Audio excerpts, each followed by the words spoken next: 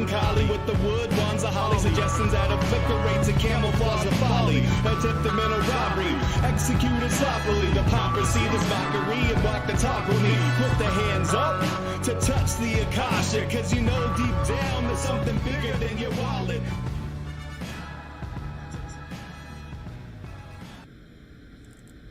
Sweet eternal balance of all that is good, true, and beautiful, friends.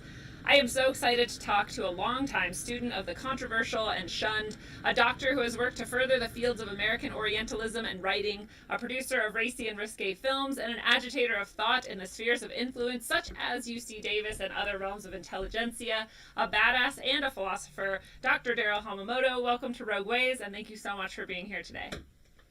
Thank you so much, Lindsay. What a quite an introduction there. Oh, I've never been called a badass, but you're definitely a badass. Yeah, I have a bad attitude, so I guess that goes with it. It's a badass. It does really good work, so it's the best combination. Well, I wish you could have been there when I was going through 2 successive hearings, administrative hearings, at the University of California, Davis, when they were trying to get me out of there. I can imagine. And they were trying to push me out on the basis of our very topic today. Oh, really? I was just too far ahead of my time. Oh, I want to hear all about that. Okay. Do you want to just jump right into that? Because that sounds fascinating. No, I mean, we'll get there. You wanted to find out a little bit about my background? Is that how you wanted to Absolutely. I actually often start with a pointless question of the episode. And the pointless question I was going to ask you is what your favorite game is to play. Oh my gosh, it used to be basketball. Oh, wow. Yeah, participating. Pickup games, I used to go to the playground with my ball or just show up and just the games just sort of spontaneously develop. And I also had a Wednesday night game many, many years ago. I feel like we don't really have that anymore so often where you can just kind of show up to a park or a place and just start playing with people, which is sad, right? That used to be the norm. It seems like everybody in the neighborhood, all the kids knew when to come out on the street, and we just start playing. Yeah, I feel like this is something we're sorely lacking now, and maybe it's the fear mentality taking over, or people just don't leave their houses as much, or I don't know what it is. But I know that our community involvement in various organizations over time has been declining for a long time. So I'm sure it's just another symptom of that, whatever that is. Yeah, it's been engineered that way. Yeah. I think most people understand that now. And I think there's a counter movement of people going back into public spaces now. But the problem is that usually it's corporate and governmental forces that are trying to create these artificial public spaces. But that belongs to us. We, the people, will decide where and when and how and under what conditions we all get together and party. Yeah. We don't need the government. No, definitely not in our parties. It's like the last thing we want. No, definitely not. Yes. Absolutely. They can have their own little clown show, but we'll have our own, street baseball game or stickball or handball, whatever it is. Yes, keep the communities alive. That's one of my main kind of pushes in my own life, is to try and keep community connected. And I don't know how good I am at it, but I try really hard to try to be connected to other people, because whether it's virtual, which I think there's actually a lot of merit to. I think we have this tendency to sort of look down on virtual communities, but I think a lot of, especially the sort of truth movement or alternative movement or whatever you want to call this, has come out of those communities. And so I think those are as important in a different way, maybe. Lindsay, when I'm talking to you now, I feel like I'm talking to a neighbor, all right? And I'm also addressing your audience they're part of the larger community. So absolutely, I have no qualms about the technology. It's just the miscreants who are in charge of it. Yes. And I don't need to mention any names, otherwise we'll be cut off immediately. Yeah. I don't know. Well, and their vision of the future and what to do with this is pretty terrifying, pretty oppressive. Yeah, they showed their hand pretty quickly. I think there are going to be a lot of bright young people out there to figure out workarounds, because they don't like to be oppressed either. True. They want freedom. True. That's the natural default position of humanity. So these people, you know their names. They can enjoy their moment in the sun, but the sun is setting on their game. Yeah. they should just give up. They should take all their bundles, their billions, all the equity that they've built up in Microsoft or Apple, and just go away someplace and leave Yes. us alone so we can have our own little block party. Yes. Go to your private island. Get out of here. Whatever Yeah, it you is. already own Maui. I mean, go there, join Oprah, Queen Oprah. You'll, Yes. you'll all be together and engage in your own little Luciferian rituals Yeah. and leave us out of it. Yeah. And leave our kids out of it, you sickos. Precisely. God. Well, let's go back to where it all began, and what was your sort of early life like and coming up in the world? Well, since I'm retired now, I've had a lot of opportunity to think back on the past, and I think that where it really began for me is in grade five, Huh. fifth grade, and that's when I decided that I wanted to write. I Wow. had no idea how I was going to make a living at it, but authors and journalists and literary figures were always my heroes. Not that, well, I like movie stars and musicians, of course, and certain political figures, right? People of that ilk. But for me, what I aspired to is getting every month the Esquire magazine, which I had a subscription to in high school, and looking at all the different literary names, Gay Talese, and even earlier in the past, Ernest Hemingway. These are the people I look. So by fifth grade, I knew that. The Wow. teacher would have me write little reports that she would give the administration. I was always in the school newspaper, and I think in high school I was the op-ed editor. And then I went to college, and I enjoyed writing, doing little papers and whatnot.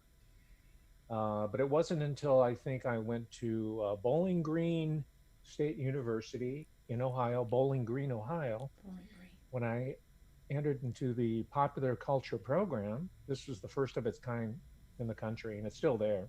Of course, it's probably run by academic feminists and all the Yeah. PC leftists and the would-be Marxists, the armchair revolutionaries who think they're really saying something with all their radical essays, which means nothing to me. Yes. I'm skipping ahead, Yeah. but it was there that I thought, oh, okay, I should go into teaching because if I teach, I can also write. That's part of the job description. You and me Yeah, both. and so, but of course, it wasn't that easy. It took me a long, long time to finally find my dream job at the University of California, Davis. That's pretty amazing. I mean, and Oh, especially now, it's even harder, I think, to find positions at colleges because they want everything to be adjunct faculty and part time, and so if you find yes. any kind of a good teaching job and professorship at any decent college at all, I think is pretty awesome. But It's very, very difficult. And the people who pull the strings made sure that there's a permanent reserve army of part timers, yes, freeway flyers who have to string two or three jobs together. And that's where they absolutely. recruit the Antifa thugs. These people are being misidentified as professors who are hitting people with bike locks Wow, that blows and my punching mind. them out and telling them, get out of our space. Someone get the muscle over here. This is at University of Missouri. They're not professors. Those are the angry and justifiably resentful under or unemployed PhD types. Yes. That's their Yeah. organizing tool. And they always find a group that has a grievance and they use them, but they manipulate them as a wedge, right? And that's Absolutely. played itself off. I mean, out. I mean, it's gone. So they're probably in search of a new proletariat. The left is always looking for a new proletariat. Yes. In the 30s, they were trying to recruit African Americans, and Ralph Ellison writes about that in Invisible Man. Yeah. Now they're trying to bring in, refugees, Islamists, right? Or illegal immigrants. These are all the wedges that the left likes to use. And finally, I figured it out. I figured it out a long time ago that it was really baked into the whole academic model, which by now is just, this is not me saying this, this is surveys. The vast majority of the people in the humanities and social sciences and maybe even the other areas are would-be leftists, Hmm. right? Whether academic feminists or ethnic racial studies or so-called cultural studies. And I say would-be leftists because here's the good news. They're phonies. They're wannabes. They're armchair thinkers. Yes. They're only revolutionaries in the minds of an 18-year-old kid who doesn't Yes. know any better. Yes. So they send the underemployed Antifa type people out there onto the barricades while they sit down there and just um, supposedly pondered all the ills of the world. No, there's a lot of good people in there. Yeah. Don't get me wrong. Right. But they're often But under experienced and misinformed. uh, they don't get very much play. So I still believe in the university system. Yeah. But if I were the Secretary of Education and President Trump, I'm available Yeah. because the Hire current him. person, yeah, I'm ready. I'll work for $1 a year. For real. What I would do is eliminate all these. Of course, I get a call now because That's the way of the I'm being universe. monitored. Yes. They're hearing the key words here. They're like, disrupt, disrupt. Yeah, yeah, yeah. I don't know where the mute button is, but it still might go off. So I might have to just put the receiver off. Anyway, If you were going to be the Secretary of Education. okay, if I was the Secretary of Education, I would up the number of tenure track positions to like 75% instead of the other way around, Yeah. and give the people who have worked so diligently to educate the American public an opportunity to do so. And I think that would allow greater diversity in political thought and behavior in Absolutely. the professoriate. Right now, it's monopolized by a very, very small group of people, and it's dangerous. Yes. We've seen that academia has been almost completely bought out by the People's Republic of China interests, Wow. right? And Islamists as well, and foreign interest in general. That includes people from the Commonwealth of Canada or Britain. And we need to really focus on American sovereignty. Yeah. Because this is We need to fascinating get, that this is a trend that you can see and identify, and that nobody would care about that. And we have this sort of idea of globalization as this really positive thing, and we all want to come together and work together. And it's like, but there's a reason why these other interests are focused on our places of higher learning, and it's because they understand the power in that possible indoctrination that is going to go on. If they control that, then they control a lot, actually. oh my gosh. And these forces that you mentioned, and ironically, they're corporate forces. These are bankers, central bankers who are putting the money in there in entire governments. What a surprise. Yeah, and they're supposedly, and the people they're controlling are supposedly anti-corporate, but they're controlled by corporatist interests. The ultimate But they can't irony. see that because they do not have what I have, which is New World Order theory. And That's just my that, contribution. and that perspective and experience, that you have as well. And I mean, that should be respected and honestly, like, utilized to the best of our abilities, because it's worth a lot. Well, and I didn't expect it because I have a realistic view of how people operate and how institutions operate. But biowarfare was on my syllabus as early as 2009. Wow. I Yeah, knew that it was brewing and it would happen at some point. because I So all saw. the people that ostracized me and moved to get me out of and I'm sure they don't care less, but those people surely remember all my warnings of Something's years happening. ago. Yeah. Some Yeah. seed is sprouting. They're So like, wait a second. yeah, yeah. The Hmm. students probably remembered, Yeah. but my colleagues no, because they were behind the curve. They were studying, they were promoting just sort of rehashed leftist dogma, Yeah. academic dogma that's about 30, 40 years old. And it wasn't working. In fact, it was quite the opposite. It was destroying not just the educational process, but the social fabric of the American body politic. And I see we're going to change. We're going to change. We're going to flip it around because it's not working. the current generation of would-be revolutionary armchair revolutionaries, they're going to age out. They're going to take their retirement, and then when I'm Secretary of Education, we're going to Yes. replace them with a more diverse faculty. They're the ones who call for diversity, and they're the most undiverse population of all. Really, yes, absolutely. My gosh, let's have some integration here. This is 2020. It's interesting too because I talked to some people who genuinely believe that the oppression that is going on, the repression and the censorship that's going on, is all aimed at the left. And I can't even understand where they're getting this because I'm like, when I see these things happening, all I see is oppression of sort of more like sort of right wing ideas, and I think, I don't know, I'm not sure how you can convince yourself otherwise. Yeah, well, since I went through the whole process, graduate school and all that, and I studied with some of the most prominent new leftists of the time. These are the big people who were on the barricades during the Vietnam War, and they were the new Marxists, and they started to get academic jobs, and they were my professors. Mm.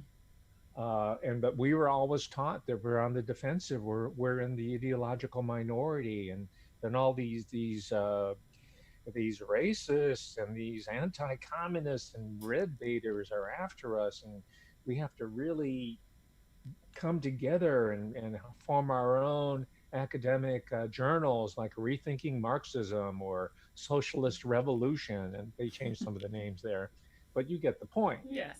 A whole infrastructure was created. They've been successful at it, and we see the apotheosis of their success in the previous president, Barack Hussein Sotoro. I'm sorry, Obama. Yeah. Absolutely. Yeah, and then of course before that, now we know that both of the Clintons, Hillary and Bill, were assets for this corporatist structure system, Yeah. who want to destroy the national boundaries. They want to sell out the U.S. to outside interests so that we can be destroyed and melded into this larger centralized globalist government. That's been the Yes. plan for over a century now. Yes, and you And can we see narrowly it. averted it. Pardon? Yes, I said you can see it growing that whole time and see it sort of developing and coming. And once you see that, it's like, how did I not see this before? And why doesn't everyone see this? But Oh it's my hard. gosh. It's hard to get through that conditioning and that indoctrination and the media blitzes and like all of these things that are pushing you to Well, see. Lindsay, I have a question for you. Yeah. How do we get the so-called would-be leftists to understand that they're in charge and they're the ones who are doing the discriminating? They still think that they're in the minority. I don't know. I know that it's interesting because I was a communist for a Oh, while. you were? Yeah. Uh-oh. Oh yeah, the indoctrination worked really really well on me, and I came from a background of poverty, which is the perfect background to come from because then it's like, Wedge. yep. And so I was Getting sort the of proletariat. absolutely had all of that, and I would be out agitating in the streets for communist revolution, and I genuinely believed in it. I thought that was the best possible path, and I'm a pretty intelligent person, um, and so it's interesting to me to look back and see how I just fell into that. But to me, it's this very emotional process. I think that my emotions were played on, my vulnerabilities were played on, and that this is intentional. And that to get out of it, it's like I had to heal myself emotionally and understand that actually, no one owes me anything and that I should be taking care of myself in every way possible, including economically, Wow. especially economically, and that I have every opportunity that every other human has had. And things are unfair sometimes. There's things that aren't okay, but government is the worst way of solving those problems often. So why would you then go to like the government owning everything possible and redistributing it? And so I guess I just in an emotional process I came to be able to question some of that and really look at it. And some of the things that helped me too were the talking to or hearing of from people who had lived through like Pol Pot and things like this, and seeing Whoa. when other places are instituting these sorts of changes, how really really truly awful it is for people. Starting from year zero. Yeah. That was Pol Pot.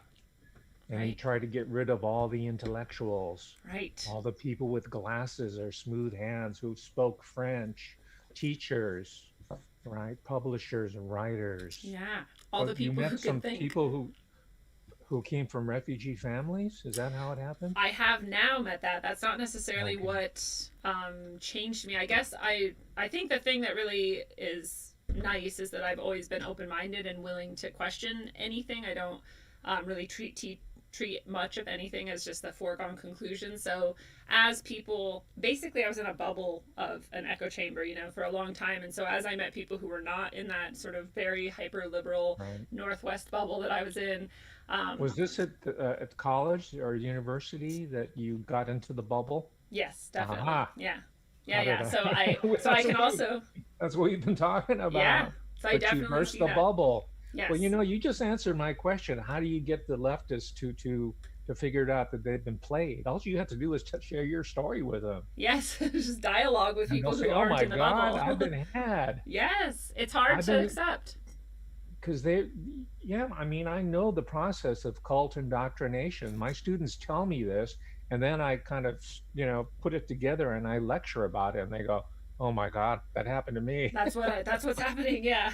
Yeah, they go on these little so-called leadership retreats and they take them off campus and they have these trust exercises on touchy-feely and you get to cry and emote about how you hate mommy and daddy and how the society discriminates against X, Y, and Z. Yes. And then they say, Poor you. "Oh, we'll take care of you. Let's make revolution together." Yes.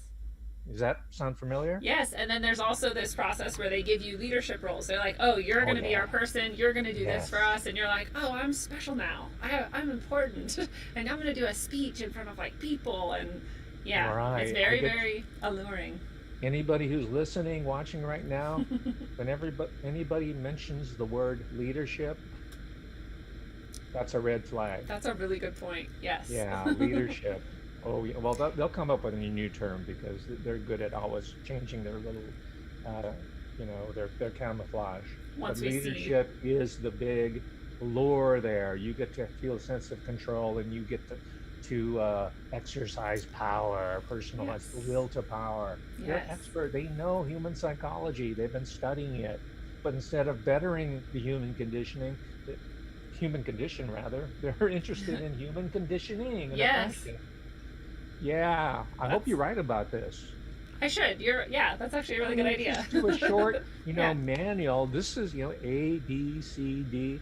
I mean, it's the same with the Manson family, the Yeah. Rajneeshi, the Nixium, or the Democratic Party. Or the people. I don't even want to say it because I don't want them to sue me. Oh, Scientologists. I'm okay. just gonna say it.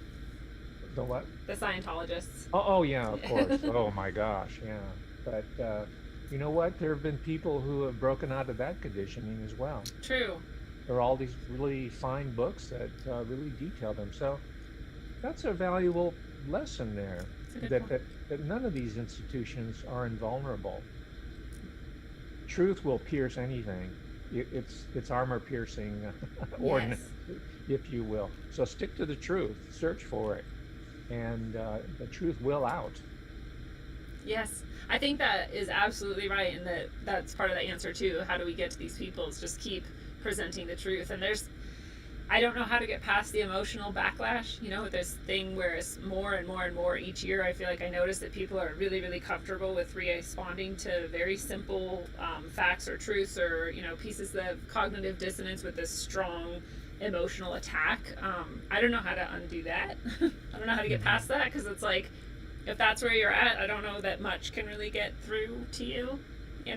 Well, I think economic opportunities and expanding economy, and now that China is kind of being less relied upon in the supply chain, maybe True. businesses and manufacturing will begin to. It already was starting, and thanks to Donald Trump, and maybe it'll accelerate to Yeah. keep our own economy going and provide jobs. I mean, I understand the frustration and the resentment of people who've been promised everything by watching reality television and getting nothing, Yeah.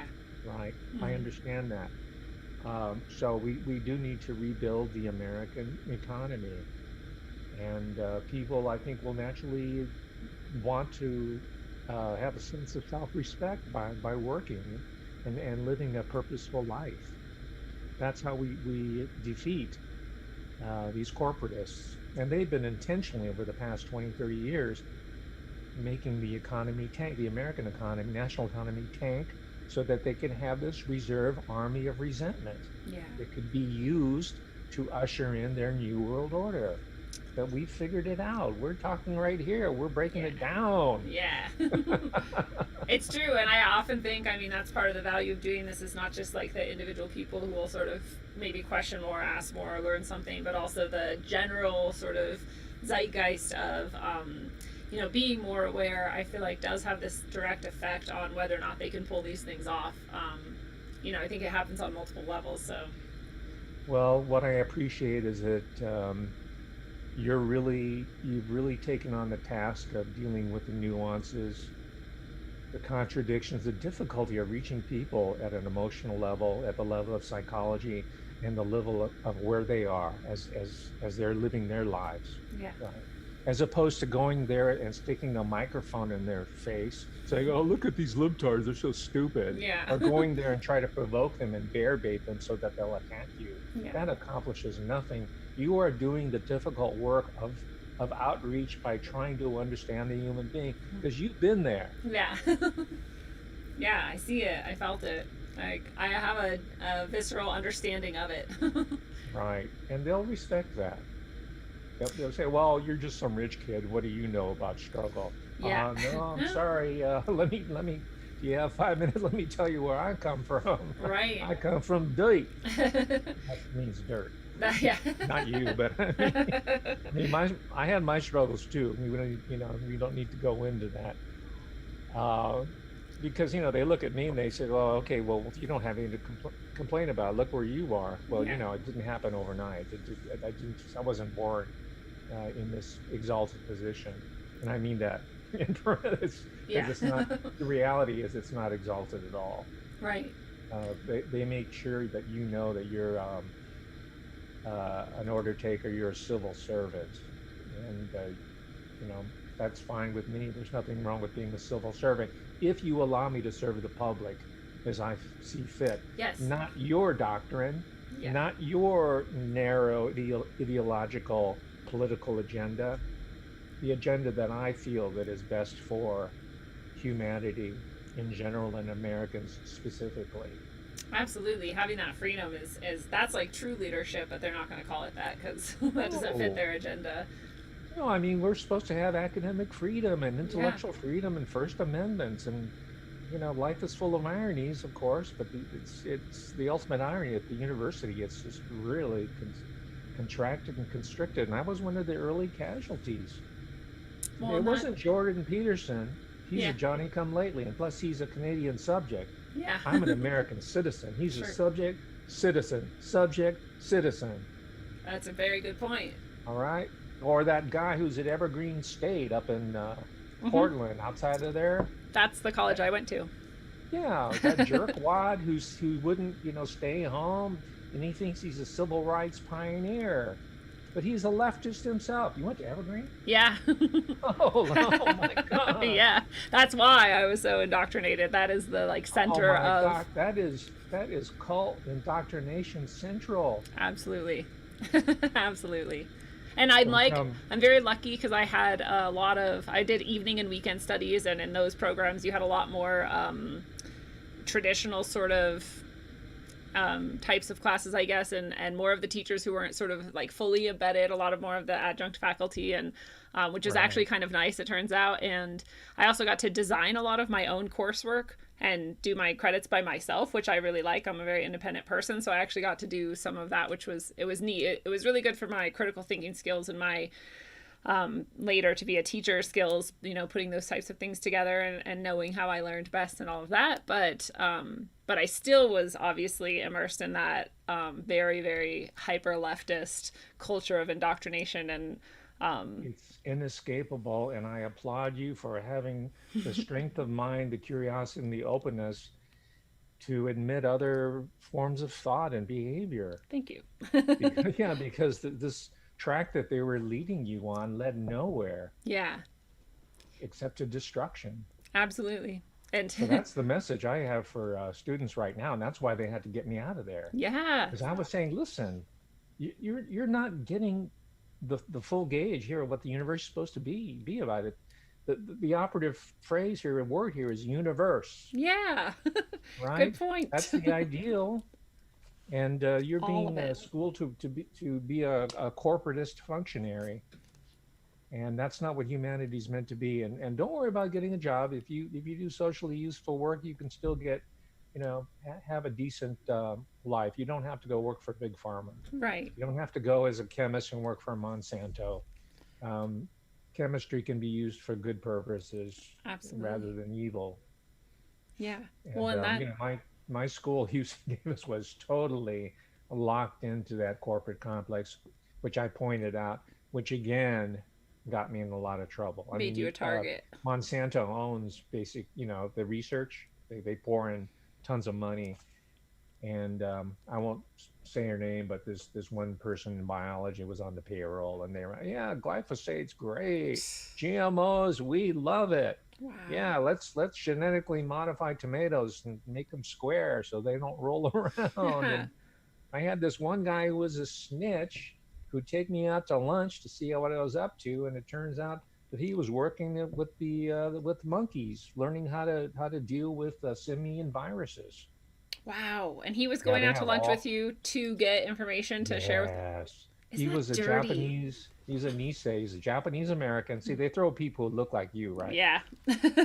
Who can I relate to you trust things. this. Yeah. Right. So your guard is down. So I would tell him all kinds of interesting stuff, but he's taking notes. Wow. Just like a concentration camp snitch. Yeah.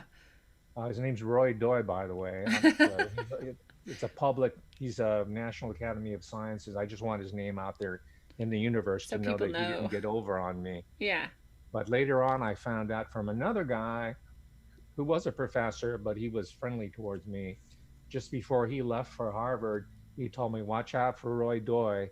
He tried to block your tenure and promotion." Wow. I said, "Oh my gosh, he was always so friendly to me, and Yeah. here he was trying to stab me in the back because he knew I was on his case." Man. You So I'm, really. I'm just mentioning this not to defame him, which he deserves, Yeah. or to paint me as a victim, but just to warn your audience that these are the types of dirty tricks that these large institutions will play with you. Now, there's some really good people you can trust, and there are loyalties that you can forge, but don't make my mistake in assuming that everybody's open and we're all kind of in a common endeavor to lay bare the truth, wherever Truly. it may lead us. No, that's not the case. No. Yeah, and I think you're right. And I think that it is hard when you're on the sort of fringes and outskirts of something and you think you're just being kind of open and you're sharing these ideas with someone and you think, like, why wouldn't anyone just want to sort of be in? But then people are, even if they weren't on like the payroll of someone or some corporation or something, they still might treat you like that and they still might be snitching on you and be sort of stabbing you in the back because they're also indoctrinated and then they're also trained that like this is how you keep your own power in the system as you like throw people under the bus when you need to or whatever. Yeah. So this behavior is like trained Well, into us this at some level. this is what they inculcate at these so-called leadership Yeah. retreats. They see who's the nastiest, who's the most predisposed to ratting out people, who's on a big power trip, and then they advance them. And all the good-hearted people, they just kind of let them go. They throw Yes. them back into the water because they're not commie material. Yeah. That's Now, absolutely when I right. say commie, that could be any authoritarian group. That's also right True. wingers too. True. Because when I was growing up, right wingers were very scary. Yeah. Oh yeah, the right, with the radical right, we got to watch out for them. So, and there was some truth to that, right? But so we're the real danger is any sort of authoritarian group that wants to take control over our lives, whatever institutions they are. They could be left, right, they could be centrist. Absolutely. Yes. Yeah, I like the political spectrum that does the sort of circle or the four quadrants instead of just left and right. Because really, there's like economic, social, sort of left and right traditional way of looking at it. But there's also always authoritarian and libertarian as well, or however you want to look at that. More control that the government has and less control that the government has. And I think we should always be taking that into account, because that is a very dangerous tendency no matter where you are in other issues. If you believe in authoritarianism, then you're going to believe that you can commit violence against others who don't agree with you, basically, when it comes down to it. Right. No matter what party affiliation or where you think you're on the political spectrum, you'll find ways to justify oppressing other people. Yeah. And we need to guard against that, because we, being I don't even know if I consider myself conservative. I'm just sort Yeah. of a human being. But the people on who were in support of Trump, who I'm beginning to have really serious worries about, by the way, with the coronavirus and his lack of response to censorship against big tech and cozying up to those people down there in Silicon Valley. Yeah. But as that particular group gets more and more prominence, it's also in danger of becoming full authoritarian as well. True. It has Yeah. that potential. Yeah, that is. Any entity has that. So we must, look ahead of the horizon, over the horizon, and guard against that. This is why it was so concerning to me when people were so enamored by Obama and like taken along by this. And there's things like the NDAA and a lot of very authoritarian, bills passing and being set as the precedent. And, it's like you can't even see that just because you love this specific person right now, you're giving this power to that office, and that office can be occupied by anyone.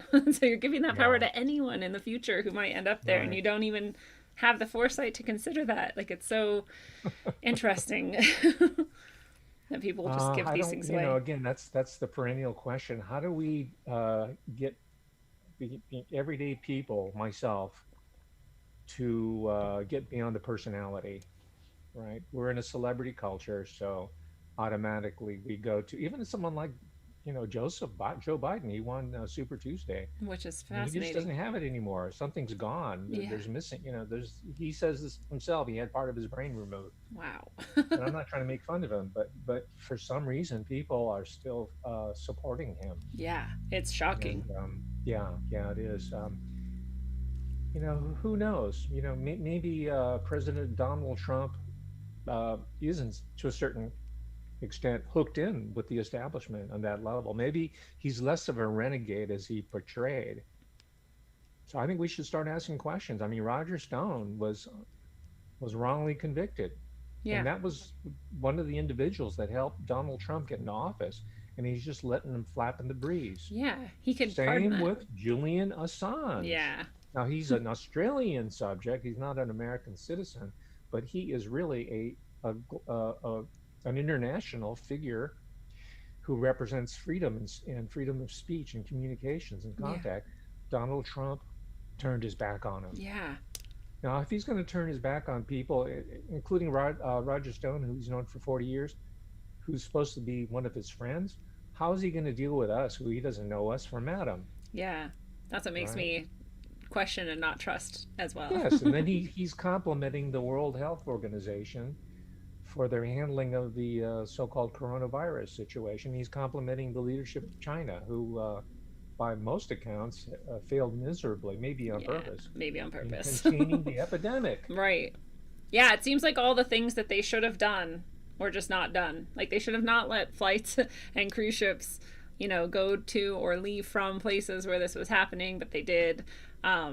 People were saying they're getting off of planes from China to the United States and not even being screened in any way. They're just walking right off. And I'm like, okay, so clearly if this is real and this is what's happening, you want this to spread. This is the only conclusion I can draw from that. I'd agree with you there. It seems like there was an intentional attempt to infect people here in the United States. Now, going back to where you were educated up in the Northwest, Pacific Northwest, isn't Washington sort of the epicenter of this in the country? It was the first, as far as I know, the first case in the U.S., and now it's had the first deaths as well, and it's growing there, so it does seem like that. Yeah, and the situation up in Seattle, right? I mean, that is commie country. Yes, no, absolutely, and it's only gotten worse. Conservative, but yeah, they move, and then I think a lot of it comes out of UW, University of Washington. I think UW, Evergreen. I think Evergreen's there to catch the like rebels who might break free and like recapture that energy. But the UW definitely, yeah. And Western Washington University, which I also went to, that's where I got my master's. So I was also indoctrinated there. But again, it was a little bit better. I got an aspect of education that was actually pretty good as far as these things go. So I've been lucky in those things, to have like been in the belly of the beast, so to speak, and still come out with some critical thinking. But yeah, it is. In the state of California, I think they have it more wrapped up. Yes. Yeah, it's very oppressive. And the irony, of course, is that these people think that they're progressive, quote unquote, and they have an exclusive purchase on the truth. Yeah.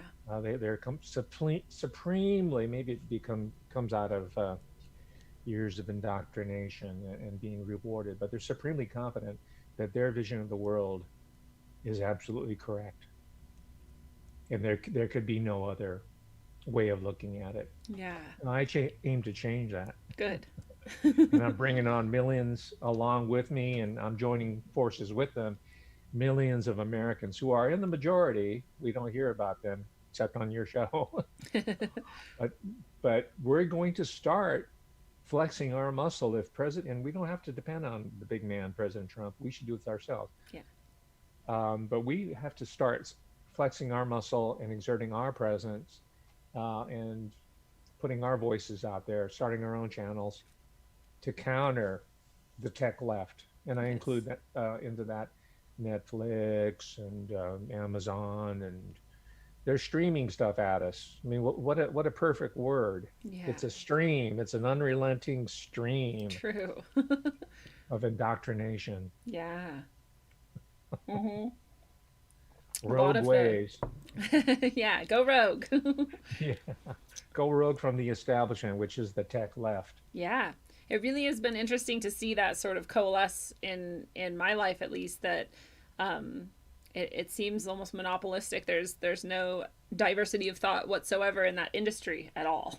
And it's like that can't have been on accident, I feel like these people are placed in these positions to get these industries as they come up and to lead them towards these sort of very, very, very leftist ideologies and systems that it sounds nice. Like, it sounds nice to go work at Amazon or wherever and have your, yoga class on your lunch break and like free organic like salad bar and, all these like perks that sound really, really cool. But then you hear about some of the underbelly of that culture, and it's somewhat disturbing, What have you heard? Just like things, and like I don't judge anybody's sexual choices, I honestly don't. But I think it's very weird that the whole entire culture seems to be all about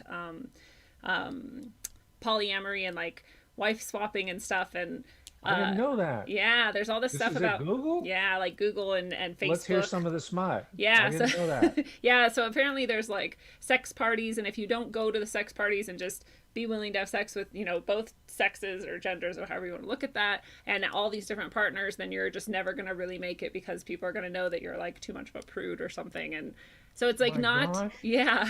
Where do I find out? I mean, I'm not going to join. I just want to read it because I'm doing a book on elite sexuality. Ooh, yeah, you should totally get into that. Yeah, the thesis is that the elite people have a different sexuality than we mud people. Yeah, us normies. Right? And we're pretty boring to them. So yeah, I need to find out about this whole scene. I'll try to find it again and send it to you if I can find it. But it was a slightly mainstream news source too. I mean, if it wasn't like Vice, New Yorker magazine, or not that mainstream, but it was it was like something that people would not look at and say like, oh, that's just conspiracy theory fringe trash or whatever. It was something like Vice or like.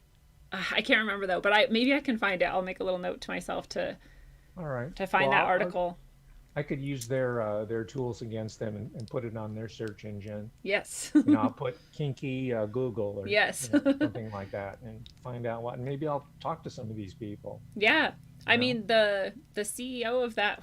I have such a bad memory for details. I just remember the concept, so you have to forgive me. But the CEO of whichever corporation it was has been known as well to like openly you know, whatever his like girlfriend was for a time, like the reason they broke up is because she wasn't like swinger enough for him or something. Or Oh, that's Eric Schmidt. is it Eric Schmidt? Yeah, I think you're Yeah, right. Eric Schmidt. Yes, it's Eric The Schmidt. Alphabet. In fact, Yeah. the Truth, not Truth Stream, but Truth Factory. That's one of my favorite YouTube channels. The talking cat. She did a whole I better episode watch on that it. one. Yeah. Yeah, so she You did could. an expose on Eric Schmidt? Yes, I might be misremembering. It might have actually been Truth Stream and not Truth Factory. One of those two did an expose on I Eric think it Schmidt was and this Truth whole thing. Stream. Okay, Because maybe it was. didn't one of his ex-girlfriends outed him, right? Yeah. She did an article or Maybe that's got what the and a article was even. video. Yeah, I think she did a video. I saw that. Okay, yeah. So in that But was this. I didn't know that it was like top down. How far does it go into the food chain? Because it was All the way down to the rank and file? Yes, because it was the people who were sort of right, the rank and file, who were saying like if you don't sort of on the weekends like go and join in these you know, sex parties or whatever, then you're just never gonna cut it. And I was just blown away that because it used to obviously be very much the opposite. If you weren't like one man, one woman in your like little house and, you know, a couple kids and a dog or whatever, you weren't going to make it. But now it's like going totally the opposite direction. Well, they're into inversion, Yes. right? Inverting reality. That's part of their mind games. Yes. And here we are, we're focusing on Harvey Weinstein. Yeah. He sounds mild compared to what has been institutionalized in the tech left, according to you. Absolutely. And this is part of what I think that whole thing is for, is to be like, look, we're totally against sexual deviancy and abuse, and this is how we're going to prove it, is by sacrificing our little sacrificial lamb. And now you know that we're all, you know, good and happy and supportive of all of the positive things in life, and in reality in the background is like the worst, most debased things going on. Wow, this is like a Burning Man.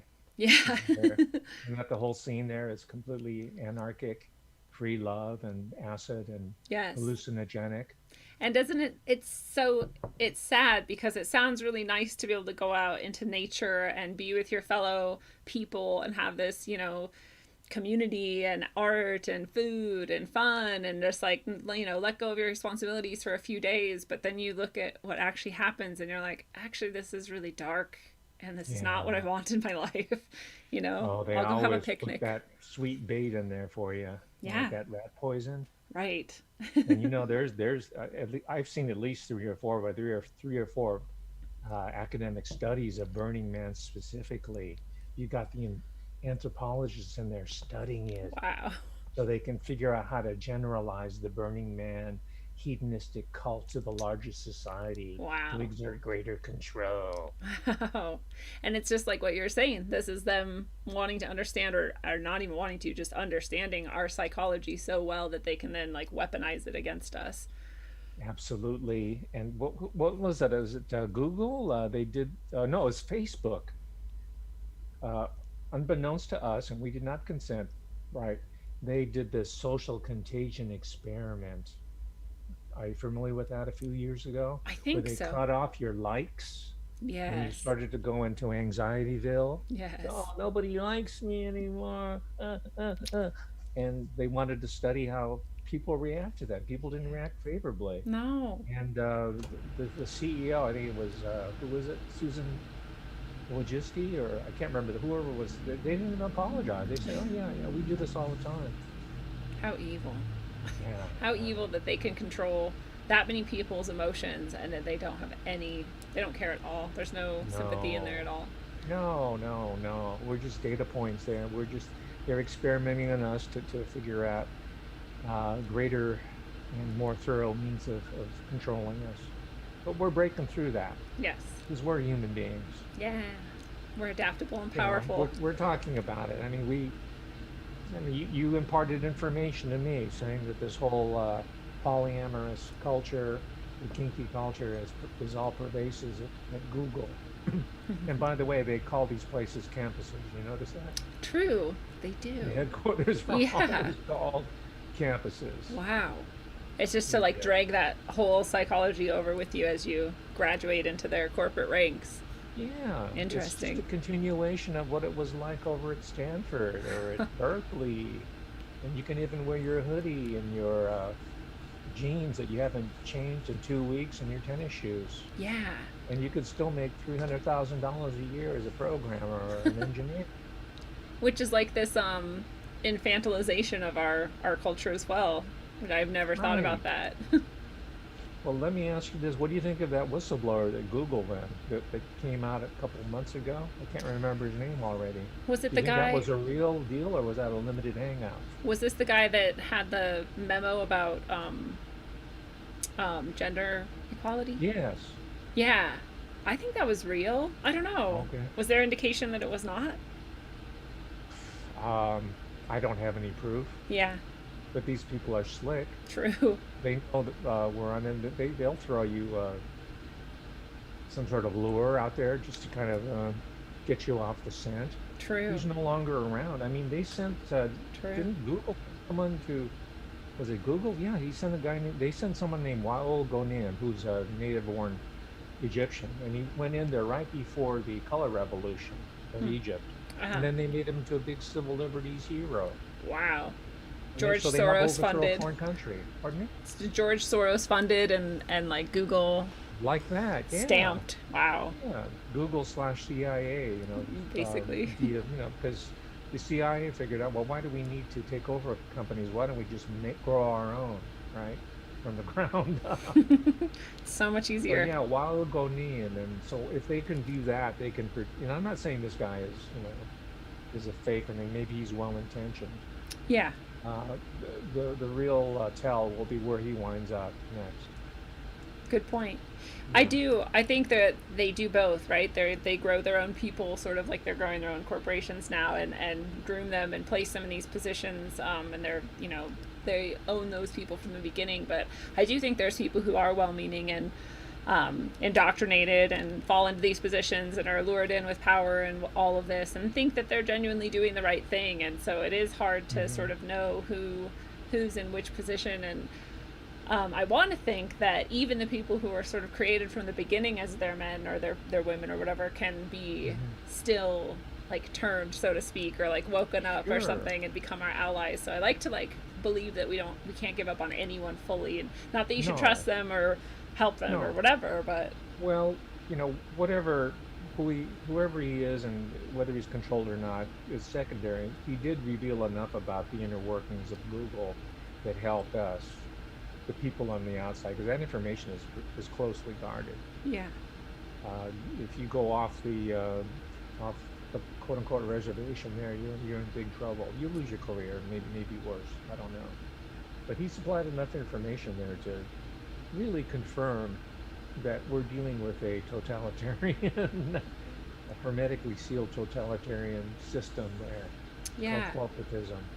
Well, Yeah. and it sounds like it's a lot like what I experienced to some extent. You sound like you experienced it to a great extent, where if you're in this system and you're not homogeneously mixed in with people, it's like you're just going to get slowly or quickly attacked and poked and pushed and prodded and over and over and over until you either eject yourself or finally they, get you with something and push you out. It's this very tightly controlled, self-reinforcing environment. That is the nature of what sociologists call total institutions. Total Whether it's- institutions. Yes. That whether sounds it's horrifying. prison- Yeah. it's a product of modernity. In village society of 500 years ago, they had other problems, but they weren't living in a total society or a total institutions. But you have the prisons, right? Bentham was talking about that early on. Prisons, you have schools, universities, you have corporations, military. These are all total institutions. And it's very difficult to operate outside of them. That's why they call them total institutions. Now I think the move is just to meld them all together, combine them all together in one master AI surveillance program, Yeah. and we'll be caught in that web. Yeah. There's a reason why they called it the web, right? Good point. Yeah, that was not innocent. They like to play these little word mind games with us and toy with us. Yeah.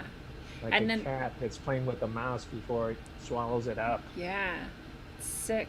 And this is also then shows you how long these goals have been in progress. Oh yeah. They think about these words like 40 years before you can be like, oh, that's what that meant. They're into planning. They're into long range planning. And then they're also into bloodline so they could pass on generationally the vision to their children, Yeah. right? And you know how weird these heads of these companies are, right? Yeah. Like Jeff Bezos, right? I mean, the story there, as it turns out, his grandfather was uh, one of the scientists or an engineer or physicist at Los Alamos. Wow. And his daughter got pregnant by this guy who wound up owning a bicycle store, and this Miguel Bezos married Jeff Bezos's mother and gave him the name. Huh. So he comes from that bloodline of his grandfather, who was a Los Alamos type. Wow. I did not know that. Yeah. So in our research that we're doing here, ladies and gentlemen, always look at the bloodlines, look at Yeah. the genealogy, go back 3, 4, 5 generations and see where these people descend from, because that also is a predictor of the trajectory or where they're heading. Because they don't let anyone into their true positions of power unless they're in that bloodline. And No. some, like whatever, whether it's but they've been raised in this sort of abusive conditioning so that they're, Oh yeah, you know, abusive. yeah. And then you can't, that's like the hardest thing to break out of, I think, when you're abused heavily, and you've been, you've been programmed since youth, since your infancy, basically, to react to certain stimuli in certain ways, and to, I just think that's almost this like perfect possession situation where I don't know if those people can break out of that. Well, that's why to a certain, as bad as they are, that's why I have a soft spot, a little bit of a soft spot in my heart, to the point where let them go on their island, Yeah. right, and stay there. We're not going to send you to prison or retaliate anyway. Take your money. Let us live as free and sovereign human beings in the United States of America, Yeah. right? Because you were abused, you were traumatized, you went through the monarch programming, Yeah. right? Sex-based or trauma-based mind control. There's Yes. literature on that. This is a real deal. It's not something that you and I are making up here. No. There's tons of literature on it, and we now are finding out the magnitude and the scope of child abuse, Yeah. uh, at all different sorts of institutions, including university, by the way. And I haven't even talked about that. That's another conversation altogether, because trauma-based sexual abuse at the university is also one of the ways of developing mind-controlled agents. Wow. Right there, it's true in all these institutions, in prison as well. They have the rapes and the brutality and Yeah. a whole subculture there that's meant to create a certain type of personality. So you're Jeff Bezos, and who knows what Eric Schmidt went through, True. right? Yeah, I mean, he seems way out there. And who's the guy that's always doing these boondoggle investment schemes like SpaceX? Oh, Elon Elon Musk. Musk. Yeah. Elon Musk. Oh yeah. I used to love him. I used to be like, he's the savior of the world. He made PayPal and now he's going to do SpaceX and he's so amazing. And now I'm like, oh God. Like, what was I? I don't know. It was easier for me only just a few years ago to get carried away with these certain types that, especially if they're presented to us as sort of rogue, individuals who are like going against the grain in some way. And then I'm like, oh, he's really not though. Like, not at all. Right. Okay. Well, I think the TED Talks, if I can point to one particular institution, the TED Talks are responsible for bringing forward these individuals and making them into admirable creatures. Good point. Yeah, Yeah. I mean, I enjoy watching them. Yeah. Some of them are really good. Some of them are Yeah, really good. disturbing, and you see their sort of plan for the future even more clearly as Oh they're like yeah, laying out yeah. there was one that was about, we should like feel bad for pedophiles because that's just a sexual orientation. I was just going to mention that one. That one was disturbing. And then the one where the woman goes into detail about how you won't own anything in the future. Nothing will be yours. You'll borrow a bed for the night, borrow a knife for the day. And I'm like, even a knife? You can't even have a knife? Like nothing. You can't have anything. Wow.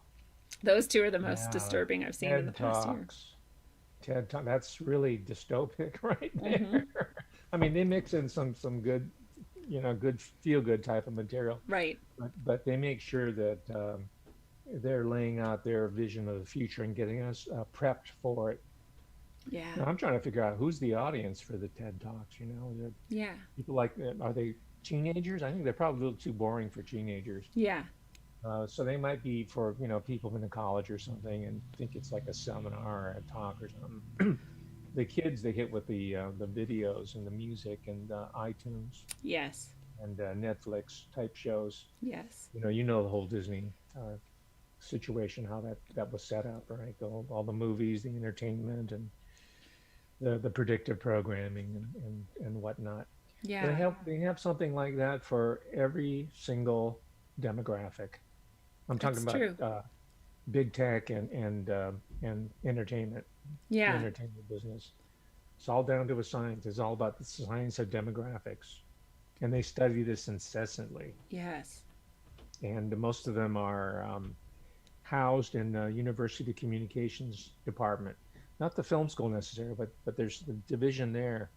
It's called communications, and these people don't even teach.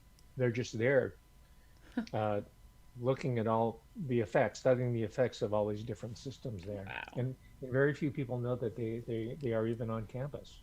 Wow. Yeah. I don't know that I've ever thought of that No, before. no, no. The See, communications department. yeah, some of them are real like old-fashioned communicating where they teach speech and rhetoric and that, right? Or maybe some film classes or television or new media. But but beyond that, in parallel, there's something they call communication studies. This I found out in my own investigations. I didn't even know you existed. What do you do? And it didn't take me. I'll have to see some of their publications, and I understood what they were involved with. They're the ones who go in there to study the effects of all these different social experiments that are run on us, Wow. whether it's Burning Man or the social contagion experiment Yeah. or the halftime, the Super Bowl halftime Yeah. extravaganza. Did you see it, I by the way? did. Yeah. It So seems what's your like, take? well, it seemed to me almost like they're getting less blatant. I mean, like in a lot of ways it was more blatant. And in other ways it wasn't, because I remember what was it, the 2012 Olympics, I think, where they had like a dead baby and like giant monsters and like, Well, that was in London. yeah, that one was like Yes, really that was obvious. really. I was like, Oh how do yeah. you watch that and not feel really dark about it? Like it doesn't even feel entertaining. So I feel like they kind of like have come back from that a little and tried to at least mask it a little better. But it still seems like if you know what you're looking for, it still seems pretty obvious. But I feel like it's back to the point where like the general public can watch it and be like, yeah, this is just a, you know, music Hmm. show or whatever. The 2012 was a landmark. They had this James Bond character paraglide into Buckingham Palace Wow. and talk to the Queen. Wasn't that 2012? I And think, then he paraglided into the stadium. And then they had this whole history of the British Empire. Is that the yeah, one? yeah. And they lit up the field that said NHS, the National Health Service. Wow. They had Mary Poppins floating around Yes. there. Oh yeah, and all these little children on beds, Yes. institutionalized. That was so creepy. It was like the Rochdale grooming experience. Yeah. It was completely creepy. Ew. That was 2012. Now this Yes. one here, the more recent one, it was a Latino fest, Yeah. It was or as they very say in Latino studies, they don't call it Latino or Latina anymore.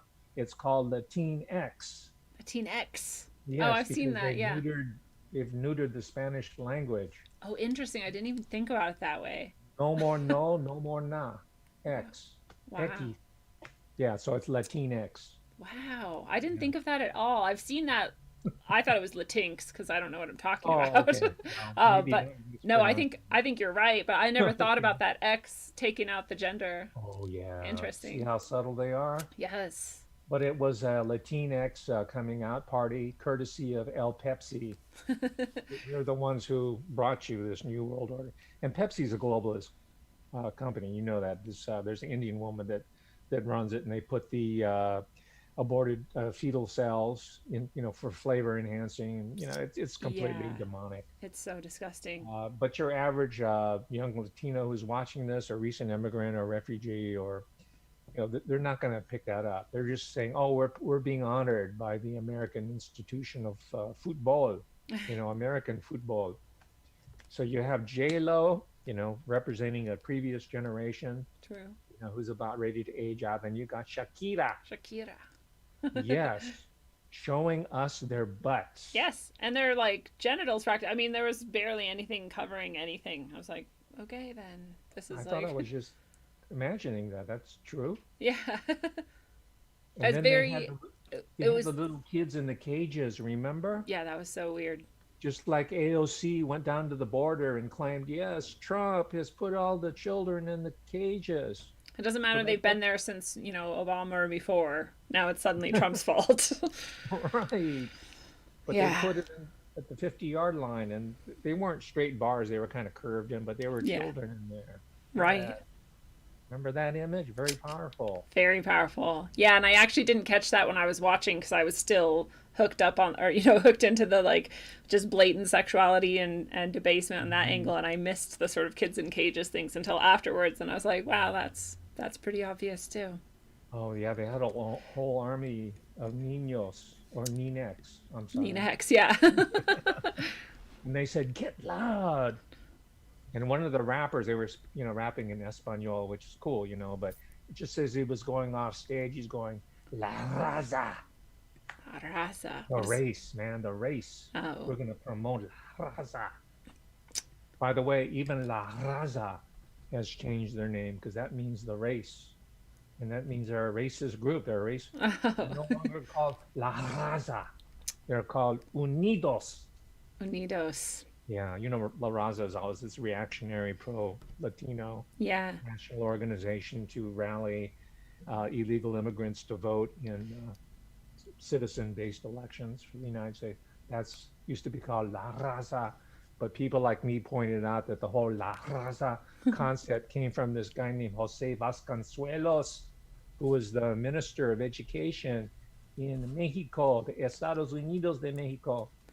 And he was a socialist, a Marxist, and he came up with this notion of La Raza as being the new basis for a synthetic empire. Yeah. Yeah, and so the Chicano activists in the 1960s resurrected it, and they adopted this term La Raza and Chicano and consciousness, of course, and now there's different Latino groups in there too.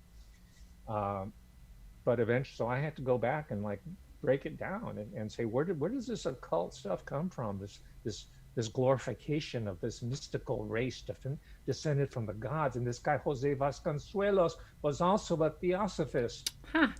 He was a devotee of Madame Blavatsky. Oh, wow. That's not Yes. an accident. Oh no, Wow. man, the history's deep. Yeah. And I've been to Mexico many times. I love it. I dig it. It's great. The Distrito Federal is one of the best cities in the world. It's incredible. That's And awesome. that, I want it to remain incredible. But I don't want to be guilt tripped about supposed children being held in cages. Yeah. Well, and you don't want to, have everything become so merged together and unified that you no longer have any difference in culture anyway. Like when you go down there, you want it to be a different experience. You want it to be that Right. culture, and you want this to be this culture, and that's not a No, yeah. divisive or racist or elitist thing. No, It's a wanting of a desiring of a richness of human experience and culture. It's a absolutely. beautiful thing. I don't want to go to Mexico and have just El Pepsi. Yeah. That's what they want. Absolutely. They want like a global Super Bowl run by El Pepsi. Because it's way easier to control something that is just one homogenous experience than it is to try and figure out all these different psychologies and nuances and whatever. Absolutely. So the message that I have to my, Latino and Latina brothers and sisters, or Latinxes, if you will, don't fall for the hype. Yes. They be playing you. Figure Yes. it out. Get smart. Yes. Yeah. Be Latino. Be Latina. Yeah. Oh, which is cool. But don't fall for the corporatism because they want you gone just like everybody else. Yeah. They're just using you as a stepping stone, really. Absolutely. So get um, smart. I mean, eventually, it's going to be interesting to see where J-Lo winds up, right? It, yeah. it all it follows the same trajectory. I mean, even Taylor Swift is beginning to get nervous. She's 30 now. She thinks she's aging out. You see the documentary Miss Americana? No. I admit it, I do subscribe to Netflix. Yeah. I want to see what's happening. So I saw Miss Americana, and the whole documentary about his anxiety is I'm going. I've been doing this since I was 7 years old as a Monarch program child. Now she didn't Yeah. say, Somewhere in there that's happening. but now she's 30. And she says, "How come a woman cannot go on forever and do this kind of work? Her music sucks Yeah. now. She used to be good when she was writing her own material, but Right. now we have this master mind control merchant named Max Martin who does all this synthesized, uh, jagged, sawtooth-edged synth music and serves it up to her. It's not even her art anymore. She's lost her way. Yeah. She's got to Whereas, fire all the producers, strap the acoustic guitar back on, and write those songs, sit at the piano, and get back to when she was 13 years old in her yes. room and full of teenage angst and yearning and she was questing, she was searching. But what? At the end of the movie, what does she do? She romps around with a bunch of people with rainbow hair and makeup, and it's a whole GLBT fiesta Yeah. at the It's just very the end. agenda. Yeah, that's the whole point of the documentary, and it's part of the larger agenda. It's an agenda that's already played out. See, thanks to people like you have a show, right? Other independent media people, the life cycle of these psyops is a lot shorter. Yes. It's a lot Agreed. shorter. Yeah, before they would last at least a year before there's a new sensation. Now it's like, oh, okay, we see that. We see the pattern. Yeah. Okay. What else do you have for us? What next? Yeah. Bring it. Let's destroy All this. right, we're gonna ignore. We'll just indulge you. If you insist, and we'll laugh at you, and we'll defeat you. But it's not. We're not gonna fall for the program. We can't. Right. We built the armor for it. We're gonna build our own culture. Well, I think this might be why they start to push more and more into the youth. They've always targeted the youth and tried to indoctrinate the youth, but I feel like they're more and more trying to use youth as part of these movements, like we saw with Greta Thunberg Yes. and other such figures where they're taking a child and putting them up as the front for some sort of agenda aspect that they have. And when you were saying that they're yelling at the youth from the stage in the Super Bowl thing, like get loud, it's like this is like the message they're sending them, and it's so easy to grab the youth and do this with them because I was the same when I was in high school or whatever. If you came and told me like, hey, you can get out of school for a day or two or a week if you just go like pretend you care about climate change and go stand on the corner, I'd be like, yeah, let's go. We get to yell at adults and not go to school. This is so much fun. Um, Oh yeah. Not that If, there aren't youth who do care deeply and want to change things, and oh yeah, yeah. that's obviously real too, but I think it's just very easy to co-opt that and use it. And again, that the Greta Thunberg scenario is a perfect example. How long did that last? Not even six Yeah, months. it wasn't People even were that on long. it That's a good right point. from the beginning, saying, "Oh no, that this is completely engineered." You know, we Yeah. I think most Americans just reject it. It's just ridiculous. And even leaders who are supposed to be sensitive to say, she's a brat. I'm not going to listen to her. Yeah. What is this? So it's going to be interesting to see how the tech left, the writers who come from UCLA or USC and NYU Film School or wherever else, what orders are handed down from the think tanks to Yeah. try to find a new wedge group, Right. right? I think I got one. Disabilities community is on the horizon. That's a good point because they've had that whole push to create the new logo or whatever and make it more like able seeming and quick or whatever. And Oh, really? yeah, I know it There you wasn't that go. long ago, so that's Yeah. interesting. Yeah. And there's going to be some spokespersons that are going to be recruited, and not to make fun of their disability, but I'm just saying, No. again, they're being used. Right. They should be, their needs should be addressed. Yeah. That's the proper function of civil society and communities. But Absolutely. again, it's not about them. It's about using them as a wedge, as a Yeah. weapon, throwing against us. And we're going to criticize them? No, we're not going, because you're making fun of a person with a disability. Yeah. No one wants to be accused of that. I mean, that's No. so mean-spirited. Yeah. So that's one warning. And if any of you social engineers are listening, because I know I'm followed, Yes. because I have a prescience that it's pretty well recognized. Because to go into biographical information, I'm considered to be, in my own profession, a one of the top media now analysts, Ooh. in the country. Yeah, So I you're mean, I'm definitely recognized. That's not me.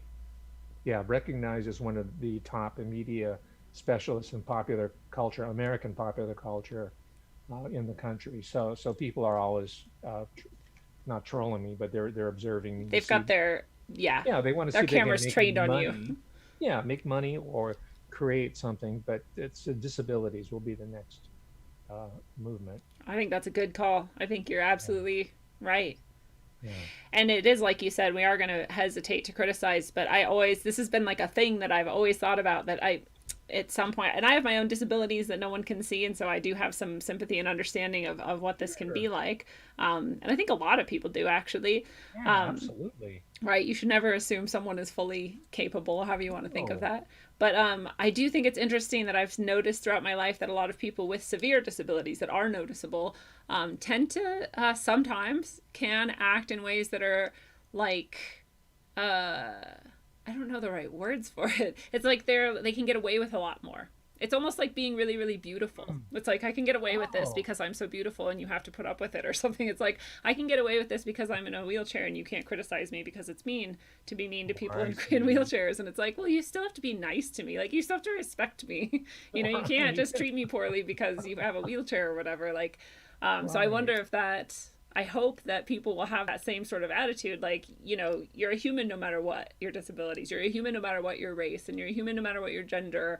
And we all have certain expectations of how we should treat each other, how we should behave Yeah. together in a community. And Especially if you're an adult. yes, you're an adult. Period. Now, if you're a kid, like, well, she was 16 years old, Greta, you kind of give her a pass because Right. she's, impressionable, and can be Absolutely. manipulated. But even then, you don't want to criticize a kid. You don't Yeah. want to criticize a child. You don't want to criticize a minority, whoever. Right. So they freeze you into inaction through Yes. that. So let's just call it the way it is. Oh, you're playing us, and you're really exploiting people with disabilities. You're not really Yes. addressing their needs. You're exploiting them. Absolutely. And just that's all we have to do is call them out, and then they'll try to find a new angle Yeah. because they work at this full time. Yes. And they're good at They it. meaning the tech left and big entertainment, all those people.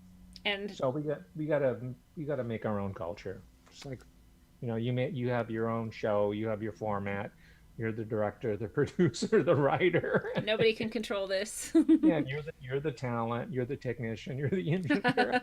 I'm all I of it. mean, wow. We could do that now. Absolutely. It's 2020. So, Yes.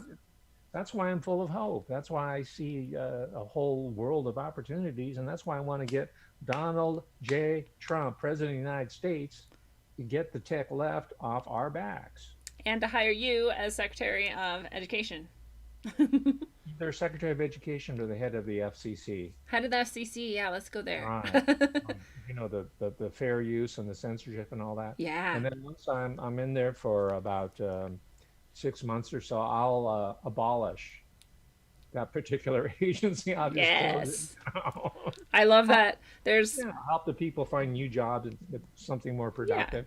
Then I'll close down those regulatory agencies or the Department of Education. How's that? Absolutely. That's what somebody was saying, like, oh, they're gonna shut down the Department of Education. And I was in public teaching at the time. I just left recently.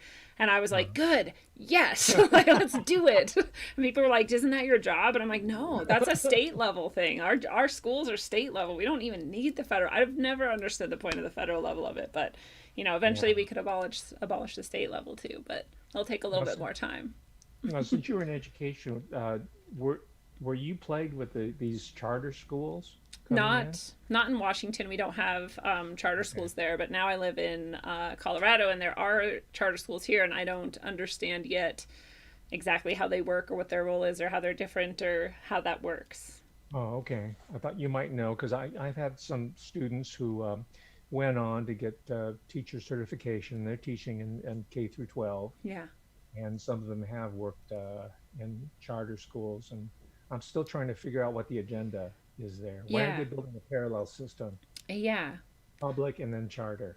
And I know that charter schools can hire teachers who are not certified. So that Um, might be some part of it. I'm not really sure. And while I have my misgivings about government's fingers in anything really, I do think that, being certified in general, getting an education in how to educate is not necessarily a bad thing. Learning about the different various philosophies around it and the different, ideas about how people learn and how to organize educational experiences and all of that, I think can be really valuable, especially if it's done in a way that honors the freedom of, mhm. choice and how to apply these things. But I can't imagine going into teaching without having a background like that because I don't know how you would know how to do it except to take a textbook and throw it at your students, and say Right. like, do this, which anyone could do. And so what's the point of a teacher? Um, Well, I don't know. perhaps the general public doesn't realize the degree of training that's required to handle to manage a classroom, the Absolutely. pedagogy. How do you get the information from here to the student? Or what It's even, really it's an art, but it's yes. also a science. But it's very you need some training, you need the background, you need a lot of experience. Even with the training, you still need years of experience to Yes. become really good at it. Yeah. If you just, So I don't know absolutely. if charter schools are the solution to a larger problem Yeah. of public education. I can't imagine that they're very good. I can imagine that I don't know. I can imagine they can be used in more flexible ways, but I don't necessarily know that that produces a well educated child. But at the same time, I don't see very many well educated people coming out of the system because I don't think the system wants well educated people. I think they want well behaved, people who follow orders and don't Mhm. really question a lot. That is what it's good at producing, I'm afraid unfortunately. you're right, even though they're at these conferences and papers, there's always this emphasis on critical thinking. Yeah. That's the big buzzword, but you don't see very much of it. No, you don't see any of it. In fact, there was this, I love this moment that I was experienced at one of the conferences I was at, and they asked the group of teachers, if you had one skill that you wanted kids to leave school with, what would it be? And I said, how to think. And everyone laughed. And they They're thought I was laughing at joking. And you. I'm like, no, I actually think we need to teach these kids how to think because no one's done it yet. Oh my God, how revolutionary. Yeah. But it also pointed out, like, yeah, just that we don't have an emphasis on actually how to think or how to ask questions, which was the two things I always had as my goal. I didn't really care if you came away, having memorized like what happened in World War II or having like understood literary anything. I really just wanted you to be able to ask questions and to be able to think logically and ask questions. That's it. If you have those two skills, you can go anywhere you want from there. But if you don't have them, I don't know where you go from there. Well, it's a dark future if Yeah. you like that. Now, I don't know if you're familiar with Epoch Times, EPOCH. It's really good. It's It uh, sounds familiar.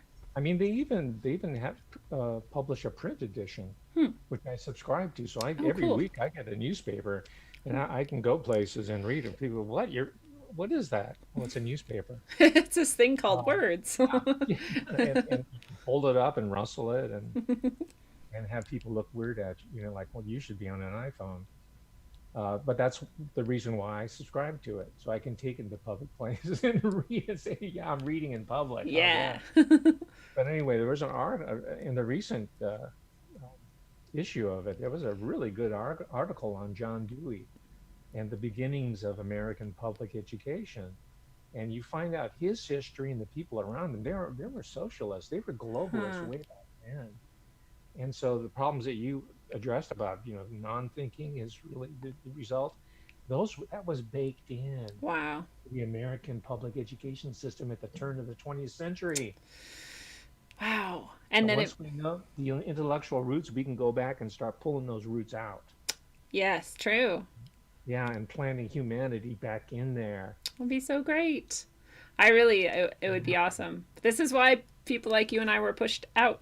It's because we have ideas like that. Oh, oh, you were pushed out of your public school job? I mean, I chose to leave, but Okay, so did I. yeah, No, it's a combination of push jump. exactly.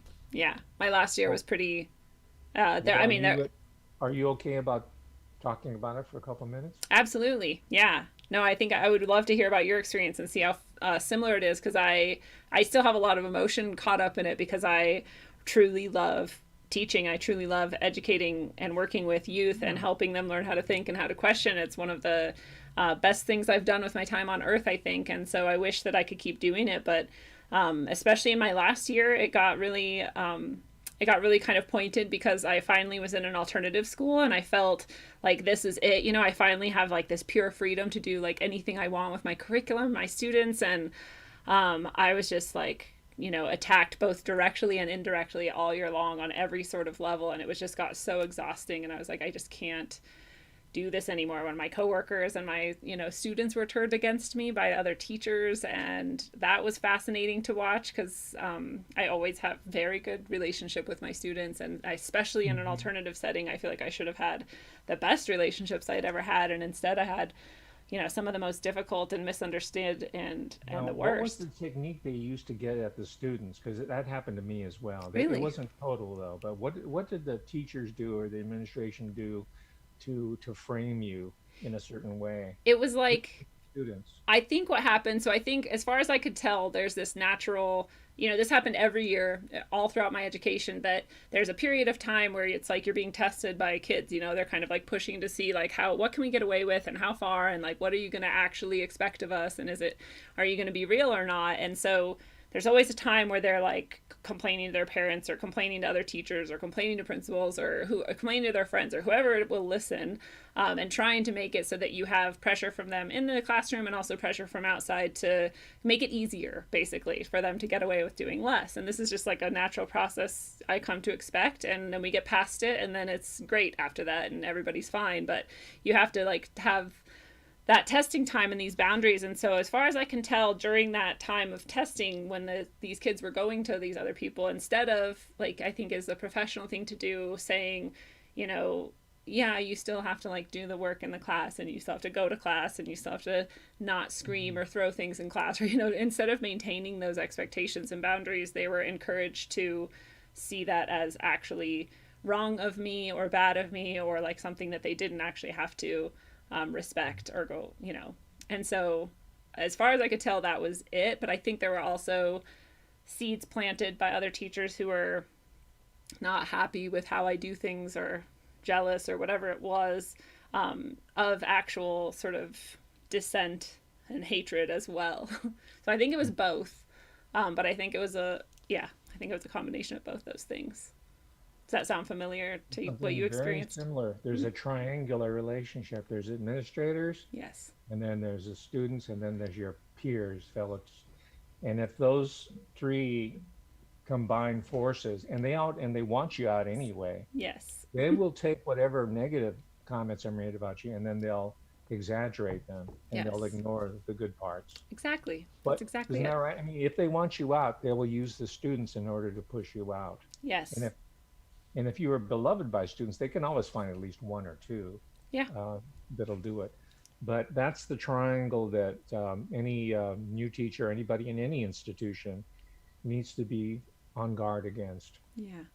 Right? You have to be seen as a team player, and sometimes their team is corrupt. That's other teachers wanting to take shortcuts and doing this and that, and they're just in it. They were just waiting for retirement day, and then administrators who are overpaid and do nothing but are asked to lie on reports and numbers and all that. And Yes. the students again are being manipulated. That's their wedge that they use against the teacher, the classroom instructor. Yeah, and I never can blame them because again, they're children and they're being used.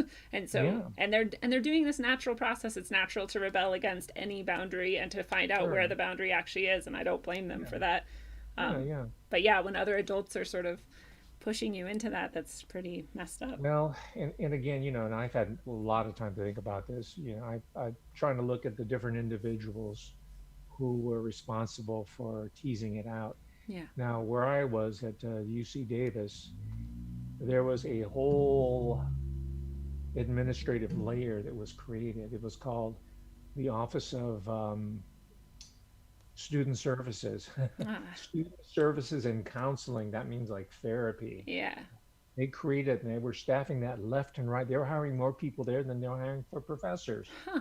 leaving them to go beat up people in Antifa. Yeah. They were hiring instead of student, quote unquote, student services, and counselors so they can prescribe them antidepressants and all Yeah. kinds of other drugs. Oh God. But that's how they got the intelligence, and that's how they were able to rally students against targeted people such as me. Wow. Yeah. So Yeah. beware of that. Not That's you, but I mean fascinating. people. Yeah, it's the counselors. And again, I don't mean to insult anybody who has an MFCC, who's a therapist or is Yeah. involved with it. But that is the permissible weapon that is allowed in these settings, a therapist, or sometimes they double as a human resources person Hmm. or person, or they go by different terms. Yeah. HR person, I don't think they like to be called resources anymore, but people on that level. One group I would warn against is the teachers union Yeah.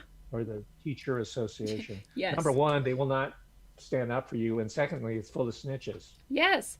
Well, Okay, and you they're tell me. Tell they're me. You also look like you recognize what I was saying. well, I just noticed because I'm a fan of unions in general, or I was at least. I was trained to be, and so I thought, of course we need some bargaining power when there's this like huge, power differential, and there's this, wealthy class, and we're, disenfranchised or whatever, and so we need to come together, make sure things are fair. But then I look and now I'm like forced into the union. You have to pay this. I don't even understand where all this money is going. Then when we get to the point where there's something that as simple as like who is the union going to endorse for president, and there's like no process at all of actually polling the people who are part of the union to figure out who we would like. Really? Yeah, and I'm like, and even whoever I wanted back then, it was not Hillary Clinton, and I was so shocked that they just came out instantly as soon as Hillary Clinton said she was running. They're like, "This union supports Hillary Clinton." I'm like, "Said who? Who did? Who asked who? Like, why? How did we get there?" And their answer was just like, "Well, if you want to change it, you have to become, part of the union and be part of the like." Whatever boards and stuff. And I'm like, well, how do you do that? And you do that by getting recommended by people who are already in the union to be part of it. It's not paid and it takes all this time. And I'm like, so no one's going to do it. And the people who will are going to be people who you've already chosen ahead of time because they have to be recommended by you. So this is just a self perpetuating system of you've already decided what it's all Wow. for, and none of us have any sort of say over it. And when we do, it's like this very bureaucratic, method of But if getting you're the there. union president, you're making bank. They Yeah. get paid a lot of money. They're in the six figures easily. Yeah, if you're in that institution and you are paid, you do get a lot. And then I was like, well, you don't even work as hard as I do and you get paid way more. Like, how is this all fair? This isn't fair at all. I'm not meaning to laugh, but it sounds so familiar. The Yeah. Davis Faculty Association was a joke. I knew it was going on there, but I gave them my $30. Some of it came like right out of my paycheck, out of the top, Yeah. just to check it out and just to show my face around. And I'm hip to it, and it's Yeah. just saying you guys are just full of it. Yeah. You talk right to the chancellor. You're controlled by this outside consultant. And now, whenever I got the opportunity to deal with these people who are still at the university and they're protesting this, I will go out of my way to call out the Davis Faculty Association and say this is a corrupt organization. It's controlled by the administration. It doesn't represent the faculty. And most of the faculty in there are a bunch of snitches anyway. Yes. Yeah. They're all in bed with the people we're supposedly trying to get the power differential evened out with, but actually you're just on their side making them more powerful. Well, It's Lindsay, interesting. we provided so much concrete information and how to on how to survive this crazy institutionalized world. Yes. You know, I that's love what it. it's all about, sharing intelligence and information. But as you know, when you were teaching, it's hard to know who to trust for to get information. Absolutely. You Yeah. know, The whole world is like that. it breeds distrust, and it breeds people just sneaking around by like a bunch of rats to try to get over on you so they can save themselves. Yes. I know. And I was like, don't you guys all see that we'd be so much more powerful if we're actually just honest and real with each other all the time? Yeah. It's just like, that's like the message of every sitcom episode ever is just be honest and real and nobody It takes the is. lesson. Right. I've seen that movie so many times. Yeah. We know what happens when we hide from each other. But You know what? We have our own means of achieving justice. It's just not through these institutions. I have my own means. I'm talking to here you. we are. Yeah. Yeah, that's payback to a large extent about who these creeps are. Yes. And the more we talk about it openly, I think the less powerful they become, even if they're not listening. We Yes. put something in the universe there that is undermining what they think is their hegemonic power. You know, they're just they're beginning to walk down a slippery slope here. They're going to Absolutely. feel it somehow. I love that. Yeah, we're creating this as we go, just by being here and putting energy into it. And Oh, what yeah. like what keeps you going down that path, despite the fact that it is actually pretty difficult and has a lot of emotional heartache and hardship involved in it? Yeah. Me Yeah, personally? yeah, Well, I have a bad attitude, which is good. You know, I don't have a lot of go into any situation with a great deal of hope or optimism, but I still do it. yes, I'm a realist, you know, and I've seen enough of those movies. I've read enough of those to Washington, and I know how the world works. So I get a great deal of satisfaction in giving these people ulcers and hemorrhoids yes. only at the same time. You know, I like it when I start smelling preparation H in the conference room, I you love know, it. because I know my mind games are working, Yes, and 90% of it is a head game. It's just a mind, you know what? yes, Yeah, that's how you get back. That's how you get even, and that's how you win. absolutely. Yeah, Amen. Well, what do you it's a good hope feeling. to where do you hope to go and end up and create from here? If you asked me that a couple of years ago, I said I wanted to be a YouTube celebrity, but that was a joke. Yeah. Back then, it's a joke now because YouTube's going down. True. I want to continue to write. I'm doing the book on elite sexuality, That's going to and be now I'm going to awesome. research Google, you know, and I want to write about.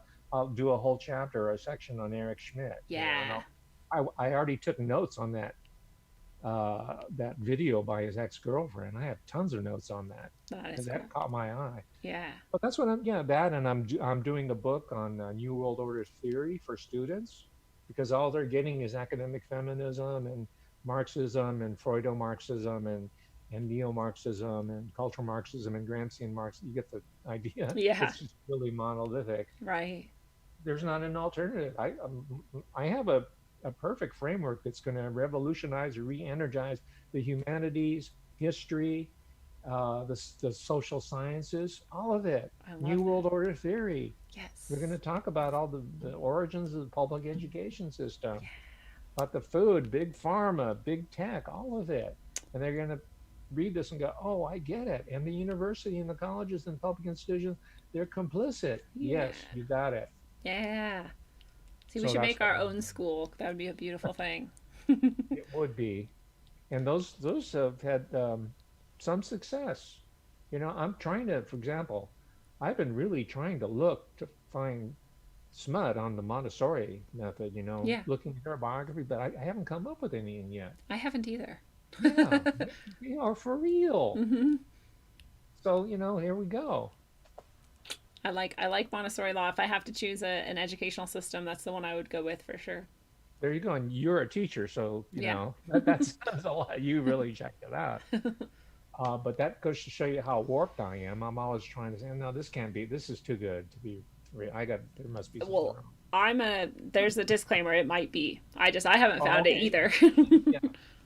Yeah. And of course, it could start out nicely, but then it could be infiltrated True. by moles and rats and then corrupted. That tends to happen to most institutions that have been around long enough, right? Anything good? Yeah. Yeah, look what the Boy Scouts declared bankruptcy. Yeah, The Boy that's crazy. Scouts, the Boy Scouts of America. I was a Cub Scout. I never Yeah. went to the Boy Scouts. I thought it was getting kind of creepy, so I split. You thought right. That was good. I did. I did this, I didn't want to go on these overnight campouts with these crazy guys. Yeah. And look what happened. They've this institution, this American institution, the Boy Scouts of America, bankrupt. Yes. Yeah. So there you go. That's the vision that these subversive have for American society. But you know what? We'll create our new institutions. Yes. We'll grow our own. We're going to just keep on trucking. Absolutely. I love Yeah. your vision and I love your attitude about it and I love your energy. And how can people stay connected with you and find more from you after this?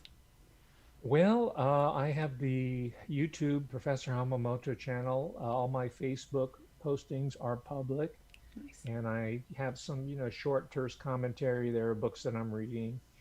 I don't have a website yet. I'm involved with a group that centers around the Macduff channel. McDuff. It's MC, capital DUFF. John O'Loughlin is a former attorney, and he's an independent investigative journalist. And I'm and his partner, George Webb. George Webb. George Webb, Why is that yes. familiar? Because he is Pulitzer Prize Okay. revolutionary journalist. So I He's encourage all leaked a your bunch. listeners, Okay, yeah. check out. He does the stand-up walkabout reportage from the scenes of the crimes. Okay. The rest of those reporters of the Washington Post are desk jockeys. Yeah. He's out there putting it together. He attended every single day of the Roger Stone trial and the verdict and the sentencing. Okay. I'm sure I'll see his face and be like, that guy. Yes. Yeah. So subscribe to his channel. We want to get him over 100,000 subscribers so that Susan Wojcinski has to give him a little YouTube play plaque. Check. Oh, yay. Yeah, let's get it. And so I'm involved with these, and we're putting our heads together and trying to figure out how we can go into our own alternative media and Awesome. you name it, documentaries, films, books, whatever our imaginations can come, or teaching, whatever imaginations come with, we're working on it. Oh, that is so hopeful. I love that. Yeah. There's tons of people out there like That's that. true. It's Yeah. true. You know that. Yes. And we're all Your going to connect your and stay connected. your audience. Yes. Absolutely. Thank you, audience. Thank you. Yes. It's all of you that make the dream work. Well, what are your final words of wisdom or advice or ideas that you want to leave people with? Be careful about all the official statements coming out about COVID-19. I'm not going to give any medical advice, but this whole conversation here today is about skepticism from Yes. official sources. So just maintain that in this, and don't let yourself be panicked Yes. into doing something that you'll regret later. Yes. Especially if it comes in the form of a shot. Uh, Absolutely. Boy, yeah, you took the words right out of my mouth. just I, on the before we that go, was did another you? reason why they drove me out. It's my stance on vaccines. Oh, they don't like that at all. That's like No, the and I called out the state senator Richard Pan, who was passing all these legislation on behalf of big pharma to enforce mandatory vaccinations for school children. Mm. So they don't like that. no, they No, don't. That's no. that's the agenda that seems to be going around like wildfire this past year or so, and here comes this nice new virus to scare people into. How convenient. Yeah. Yeah, I like that advice. Be careful of that. Question everything, and especially that right now. Absolutely. And more likely than not, you'll be okay. You'll be Yes. more than okay. Yeah. Because now I think more and more people realize the extent to which these entities, these agencies will go in order to make their agenda work. Yeah. Even the people that used to scoff at me, they know now. They know that these entities are not on the side of the American public or on the side of humanity. Yes. Now they're calling you and they're like, oh my God, tell me what this is now. What's going on with this? And you're like, Absolutely. yeah, but at least they see now. The scales have fallen from their eyes. That's the good part of this Yes. crisis that we're in. Yeah. It's like the apocalypse is actually, and Revelation are actually this revelation. It's the dropping of the veil and the seeing clearly of things, and so that's not a bad thing, even as painful and seemingly destructive as it might sort of seem and be and feel. It's actually a creation of something new. We will come out of this in a better state, politically, spiritually, on an individual level. I see the whole COVID-19 situation as a cleansing moment. Yes. It's a renewal. It's refreshing. It's a refreshment. I love that. Not in terms of this, but we're refreshing our society. Yeah. Yeah, I really like that take of it. And what a beautiful sentiment to end on. And so, fellow travelers of the path, it is a beautiful thing. And this has been your analog, electric, concentric dose of wisdom, according to Dr. Professor Darrell Hamamoto. Thank you so much, Darrell, for being here today. It's been a pleasure to talk with you. Okay, bye. Bye. Thank you. And all walks of life lead to something wonderful if we create it. Our allies are everywhere, waiting for us to find them. Whether you create original works of art meant to push the boundaries of acceptability and therefore draw attention to the profoundly hidden, or whether you find other ways to open discussion and critical thought, this is the work of our lives. And until you cement your place in the furtherance of understanding and truth, travel well, aim for balance, and always look inside first. Mwah.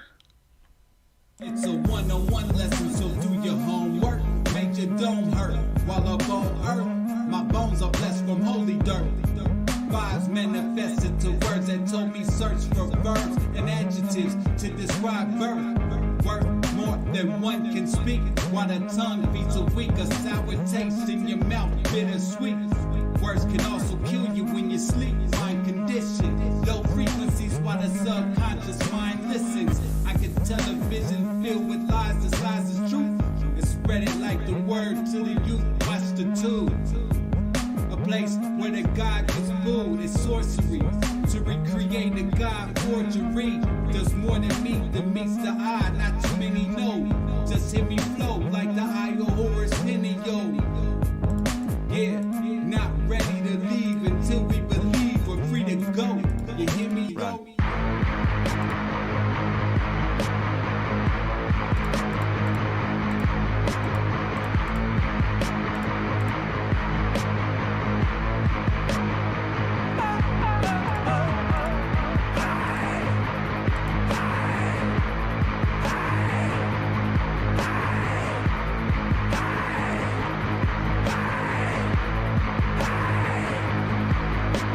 Sculpted from the ether, the material will eat ya. Stuck on this plane, lanes use jet fuel to greet ya. The dimensional three ain't meeting me on top of the fourth. Didn't climb Jacob's ladder to squab with a sword. Forged with Yggdrasil, branch down. Try quiet your lamps now. Ascension past the matter. Let they slam out they damn mouths. We ain't on land now, but they over understand. Sacrificing wisdom, hoarding dumber, kosher, wicked hands. Putting faith in worthless worship of the mortals. Artificial portals, mass ingestion of the black goo. Bioengineered morsels, conversing with machine elves. Bypassing baggage, they stuck on Android screens now. I'm scrolling emerald tablets. Moloch living lavish, off the backs of the savage. Them clasp hands at the Sabbath. Smack of energy damage, they done twisted the tongues. With nanotech in the lungs, the awakening's begun. All they really can do is fucking run.